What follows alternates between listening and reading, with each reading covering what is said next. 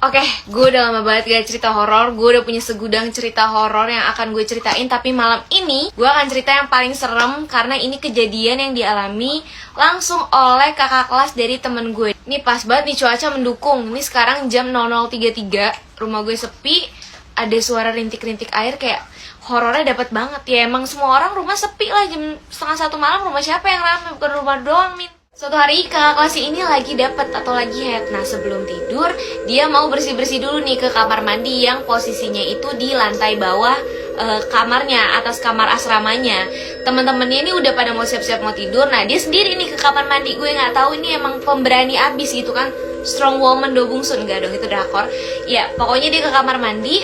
Pas masuk sepi, kamar mandinya tuh bener-bener gak ada orang, cuma dia doang. Masuklah ke bilik kamar mandi, bersih-bersih segala macem. Terus dia nggak dengar ada suara gayung juga di kamar mandi sebelah dia, di kamar mandi sebelah dia, bilik kamar mandi sebelah dia.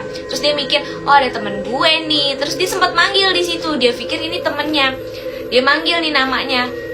Gue nggak nanya namanya siapa ya, pokoknya kita sebut aja B lah. B, lo mandi juga gitu.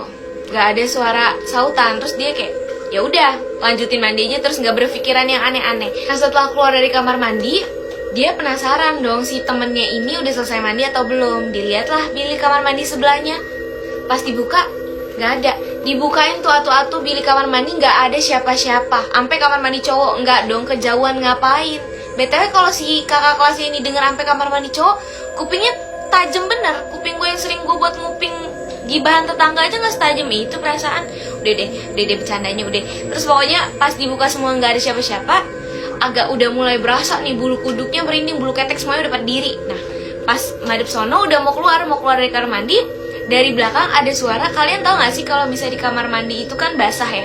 Nah, itu kan kalau jalan kayak ada plek plek plek gitu loh, kayak ada bunyi ituan air, karena itu kan kayak genangan air gitu kan. Nah, itu ada suara langkah kaki di atas lantai kamar mandi yang basah itu. Kan kayak, waduh, siapa nih? Kan dia sendiri, ini langkah kaki siapa? Situ feelingnya udah gak enak banget. Dia udah gak mau nengok ke belakang lagi. Intinya kayak dia tuh fokusnya kayak, buruan deh gue sampai kamar gitu, karena ini ada yang gak beres.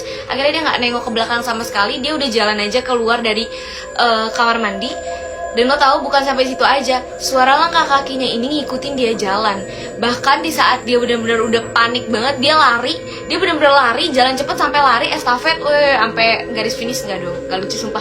Kayak dia lari, itu suara langkah kakinya juga ikut cepet. Jadi benar-benar dia lari, suara langkah kakinya juga benar-benar lari juga ngikutin dia. Seperti yang gue bilang tadi, kamar mandinya itu letaknya di lantai bawah kamar asrama. Jadi pas dia ke kamar itu kan dia harus naik tangga. Lu bayangin, ada langkah kaki ngikutin naik tangga cepet